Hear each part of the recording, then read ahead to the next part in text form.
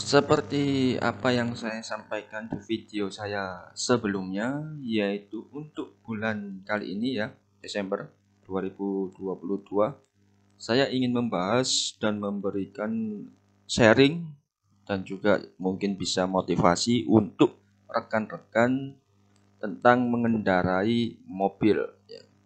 Dan apa yang saya sampaikan adalah pengalaman pribadi dan juga eh, apa yang saya alami ketika belajar mobil atau mengendarai mobil. Semoga ini menjadi motivasi dan untuk rekan-rekan tidak mungkin tidak selamanya ya, cuma bulan ini saja. Untuk berikutnya tetap akan kita bahas konsep-konsep atau drawing-drawing tentang mechanical engineering. Jadi untuk sesi kali ini mungkin ingin memberikan sharing dan juga motivasi tentang berkendara. Oke, yang pertama saya ingin membahas apa manfaatnya ketika kita belajar mengendarai mobil ya. Menurut pengalaman pribadi saya dan juga apa yang saya rasakan, belajar mengendarai mobil tentu memberikan manfaat lebih ketimbang belajar mengendarai motor. Mengendarai motor memiliki manfaat, tapi mengendarai mobil juga akan memberikan manfaat. Yang pertama, menurut saya pribadi, sekali lagi, ya. Yang pertama melatih mental dan kesabaran berkendara dengan dimensi atau ukuran yang berbeda. Perlu kita ketahui ketika kita mengendarai mobil, tentunya kita berbeda dimensi ya, berbeda dengan menggunakan atau mengendarai motor, di mana motor hampir perbandingannya dengan diri kita adalah 1:1, ya kan? Jadi dimensi yang diperlukan mungkin cukup dekat dengan kita, sedangkan untuk mobil tentunya kita di sini duduk di bangku pengemudi, kemudian dimensi lebih lebar dan juga lebih panjang daripada motor. Oleh sebab itu kita dibutuhkan kesabaran ya. Kita tidak boleh gerusa-gerusu atau tidak sabar dalam berkendara. Kalau motor bisa selap-selip, bisa berkendara dengan cepat. Kalau kita tentunya harus mempertimbangkan dimensi dan juga keselamatan. Dan juga melatih mental. Ya. Melatih mental tentunya kita tidak boleh egois. Kita tidak boleh gampang marah ketika berkendara. Jadi mental kita terbentuk dan juga mental kita dilatih untuk mengendarai mobil dengan selamat. Oke. Kemudian yang kedua yang saya rasakan dan juga mungkin teman-teman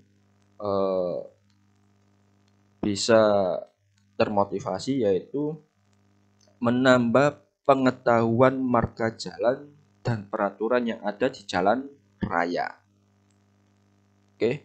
Ketika kita mengendarai motor, mungkin kita sudah tahu marka dan juga peraturan-peraturan yang ada di jalan raya. Tetapi ketika kita sudah mengendarai mobil, tentunya kita jauh lebih memperhatikan, kita menambah banyak wawasan. Ternyata ada marka ini, ada marka itu yang harus kita perhatikan dan selalu ingat. Jadi selain menambah ilmu wawasan, juga tentang marka dan juga peraturan yang ada di jalan raya. Jangan sampai ada marka garis lurus kontinu, kita lawan ya, kita terobos, kita dilarang belok, malah belok, mungkin bahaya ya, apalagi dengan kendaraan dimensi yang lebih besar daripada motor. Kemudian yang ketiga yang menurut saya bermanfaat, yaitu melatih keterampilan feeling dan fokus berkendara. Keterampilan di sini maksudnya apa? Ketika kita belok ya, ketika kita belok ataupun bermanuver, kita tentunya mempertimbangkan feeling ya. Apakah pengereman ataupun juga gas itu kita perhatikan. Jangan sampai membelok atau bermanuver kita haluannya sedikit, kemudian pengereman dan gasnya juga kita sepelekan, itu tidak boleh. Jadi betul-betul pure feeling kita gunakan. Kita belok jangan sampai bumper belakang, kemudian bumper depan tersenggol atau tertabrak, itu jangan sampai.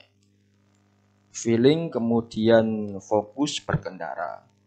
Kalau kita berkendara menggunakan motor, kita sedikit tidak fokus, mungkin masih ada toleransi ukuran atau jarak ya. Tetapi kalau sudah tidak fokus dalam mengendarai mobil, tentunya itu sangat berbahaya, apalagi dimensi yang lebih besar. Mengantuk atau tidak konsen bermain HP itu sangat fatal. Oke, langsung yang keempat, manfaat yang terakhir yang bagi saya rasakan ya, menambah kepercayaan diri dalam berkendara. Percaya diri maksudnya bagaimana? Ketika kita bisa mengendarai mobil, oke, dan kita bisa melalui medan apapun, entah itu tanjakan, entah itu jalan yang sempit dalam artian bisa dalam mobil ya, kemudian bisa melaju atau mengatur dalam keadaan mundur dan jalannya tepat atau arahnya tepat, tentunya itu akan menambah kepercayaan diri kita. Kalau kita bisa mengendarai mobil saja, berarti kita jauh lebih bisa mengendarai sepeda motor.